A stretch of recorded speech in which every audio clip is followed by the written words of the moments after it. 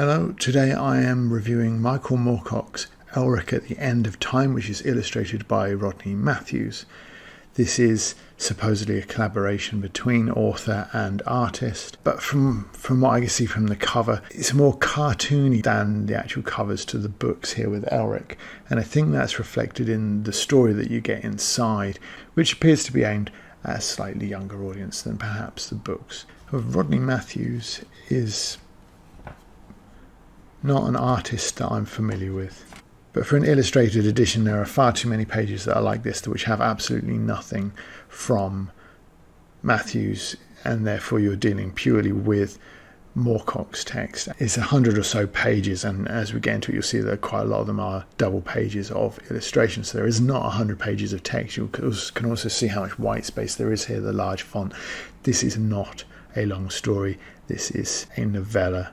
And what I'd also say is actually at the start it becomes immediately obvious that has not been particularly well, that they have actually spelled the character's name wrong.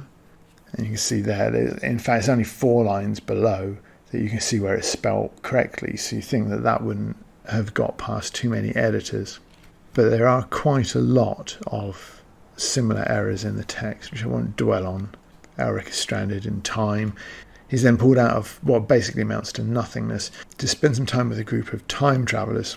In the meantime, Una Persson is sort of bouncing forth between there and another place out of time to try and see if she can find a way to right a wrong in the space-time continuum. Elric apparently should be returned back to where he came from instead of this sort of strange world, which I'll show you a picture of in a bit. It's one of Matthew's nicer pieces. I won't show you all of them because obviously there are copyright issues with doing that anyway, but I did really like this piece. It is one of the things that these Lords of Times have created, like this planet sort of at their whim really, and that's why they have this sort of logic-defying look. Matthews captures that quite nicely actually. I think his art is really beautiful and very suitable for a more youth-orientated take on Elric. If I had a criticism about the art, it would be that sometimes the picture that you're presented with comes well before that event in the story. So you could go, oh, that's a bit of a spoiler. Or you could just go, is that adding anything in that place? This is a rare occurrence. You get these little icons sort of appearing on the pages that are otherwise mostly text. They don't really add a lot. One of the more fun characters in the story is Werther, one of the time travellers, and he's a bit of a doomsayer, a bit of a pessimist, really. And when Elric says, "Return me to my realm so that I may fulfil my own doom-laden destiny," Werther looked upon the albino with an affectionate delight. "Ah, fellow spirit, I too have a doom-laden destiny." Their sort of interactions are some of the more fun parts of the book, sort of outdoing each other in misery. I quite like this, the comedy of this section, which I think perhaps some others won't, in that they've created this adventure for Elric to stop him being bored. They're sort of getting confused between words, so they're attacked by pirates, but the pirates are in the shape of parrots, otherwise known as the hawks of the sea, and they mean us no good. So it's kind of fun, but then you explain the joke here, which is not necessary at all. We get the joke when it's like pirates, parrots. Oh, okay, hawks of the sea. Okay, that's enough to explain it. You don't need to then go, surely you mean pirates, dear, unless you are aiming for a particularly youthful audience, and then okay, it makes sense. But later on, they'll explore that confusion of the word of sort of a homophone when they're attacked by, I don't know how to pronounce it, like mimes, pierrots. So again, they've confused that word with pirates. Not exactly laugh out loud, but it's quite fun. And I would say that is true of the story generally, is that it's quite fun without ever really being worth the sort of money that you would have to pay to get this book.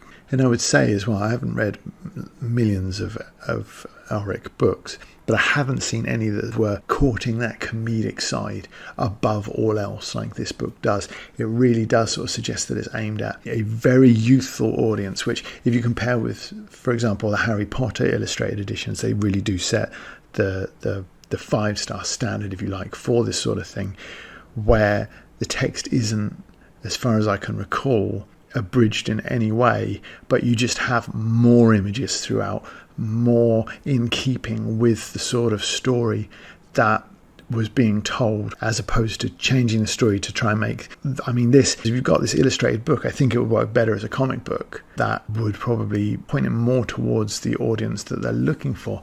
I guess the ideal behind it is to attract younger readers to the Elric saga, which by this point must be 50 years old, something along those lines. Even when this came out in 1987, it must have been 20 years old. So perhaps it's looking at sort of a passing of the guard or a drawing in of a new generation. But I just don't think that the adventure here is interesting or exciting enough to really make people go, I really must find out more about this. And I think that the illustrations, such as the one here, they really don't add enough either. That's why I say like a comic book might have been more useful. Not only that, but not being completely familiar with the Elric saga myself, is things like the disintegration of the mega flow in time and things like that. Some of those, the phrases used earlier of races and tribes and things, I just had no recollection of what they were. So in that regard, if you're trying to sort of reboot a saga or create a new in point in the saga, I really think that it should have been something that stood alone far more successfully than this does, because the purpose of this, really the finale, is that they simply return Elric to the starting point of his own story. And that might create an emotional resonance for people who are familiar with that story. I think that really this is only going to appeal to Elric diehards, to people that are thoroughly into that saga and just want to see a fresh perspective on it. But if you're an older reader, I think that these illustrations, while undeniably nice illustrations, they might not be how you have imagined something that's appeared in the saga before, and therefore it might actually be, rather than drawing in new people, not appealing even to your existing fan base, if that makes sense. I think the story's too short. I think it's not particularly exciting. I think that the resolution of it is particularly dour. There's no real stakes when you find out that the whole thing is just being put upon to give Elric something to do so he doesn't get bored. There's this mega flow business, but really, if you're going to explore that, you need to explore that by either lengthening this book or, of course, having read the book that came from, in which case, again, who is this book for?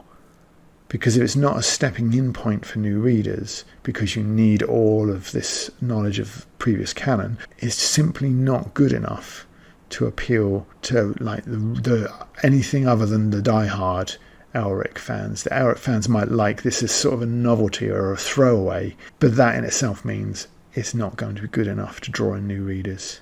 It's not going to be good enough to fit into the rest of the saga in a way that's really worthy of it. But it is short. You can read it in one sitting. I like some of the characters in it. It's a nice book. The artwork is great. It's actually not Rodney Matthews that is the weak link here. It's Michael Moorcock, because the story that he's presented here is just not one of his better ones. It might have been better just to have taken an actual novel from the saga, taken that whole thing and done it like in the Harry Potter way, a really, really nice edition, make it expensive, make it something that the fans will really want. I think that there are Michael Moorcock Elric graphic novels available, and to be honest with you, I think that they would be much easier to recommend than this, even though this is not without its merits. Thanks for watching. Like and subscribe. See you in the next one. Bye.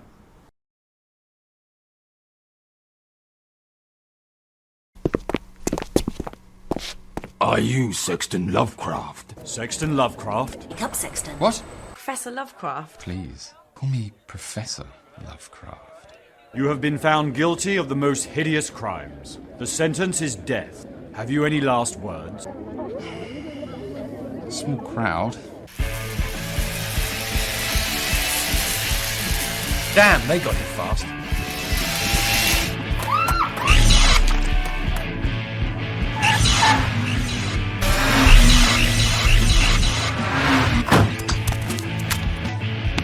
They're coming through!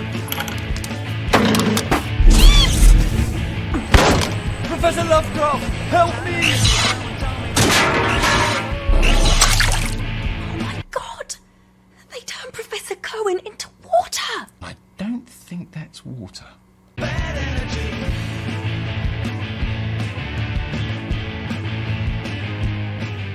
Do not pull the lever. Fascinating. Nice work, Professor.